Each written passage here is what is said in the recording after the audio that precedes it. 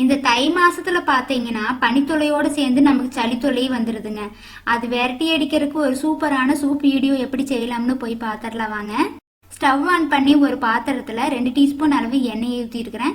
எண்ணெய் காஞ்சி வந்த உடனே அரை டீஸ்பூன் அளவு சீரகம் போட்டிருக்கிறேங்க. சீரகம் நல்லா பொரிஞ்சு வந்திருக்குது. நறுக்கி வச்ச வெங்காயத்தை உள்ள போட்டுட்டு தட்டி வச்சிருக்கிற இஞ்சியும் தட்டி வச்சிருக்கிற பூண்டையும் உள்ளுக்கு போட்டுக்கலாங்க. இப்போ இந்த கண்ணாடி பத வெங்காயம் வர வரைக்கும் நல்லா வணக்கி எடுத்துக்கலாங்க. இப்போ இந்த ஸ்டேஜில் நறுக்கி வச்சிருக்கிற கேரட்டையும் நறுக்கி வச்சிருக்கிற பீன்ஸையும் உள்ள போட்டுக்கலாங்க. 1/4 டீஸ்பூன் அளவு மஞ்சள் தூள் போட்டிருக்கிறேன். தேவையான அளவு வீட்டு மசாலா தூள் போட்டுக்கலாங்க. 1 டீஸ்பூன் அளவு பெப்பர் போட்டுக்கலாங்க. இப்போ தேவையான அளவு உப்பு போட்டுக்கிட்டு இது எல்லாத்தையும் நல்லா கலரி எடுத்துக்கலாங்க.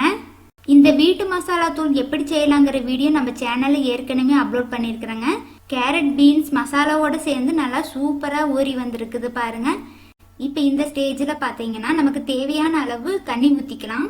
கேரட் பீன்ஸு உள்ளுக்கு போட்டிருக்கிற மசாலா இது எல்லாமே நல்லா கொதிச்சு சூப்பராக வெந்து வர வரைக்கும் நல்லா கொதிக்க விட்டு எடுத்துக்கலாங்க. இந்த சூப்பை பார்த்தீங்கன்னா காலையிலேயும் ஈவினிங் 2 டைம் இது குடிச்சிட்டு வந்தீங்கன்னா சளி தொல்லை வந்து சீக்கிரமா சரியாயிருங்க. கொத்தமல்லி தலையை போட்டுட்டு ஸ்டவ் ஆஃப் பண்ணிடலாங்க. கண்டிப்பா இந்த வீடியோ உங்களுக்கு பிடிக்கும்னு நினைக்கிறேன். பிடிச்சிருந்ததுன்னா லைக் பண்ணிட்டு சப்ஸ்கிரைப் பண்ணிட்டு நம்ம சேனலை தொடர்ந்து பாருங்க.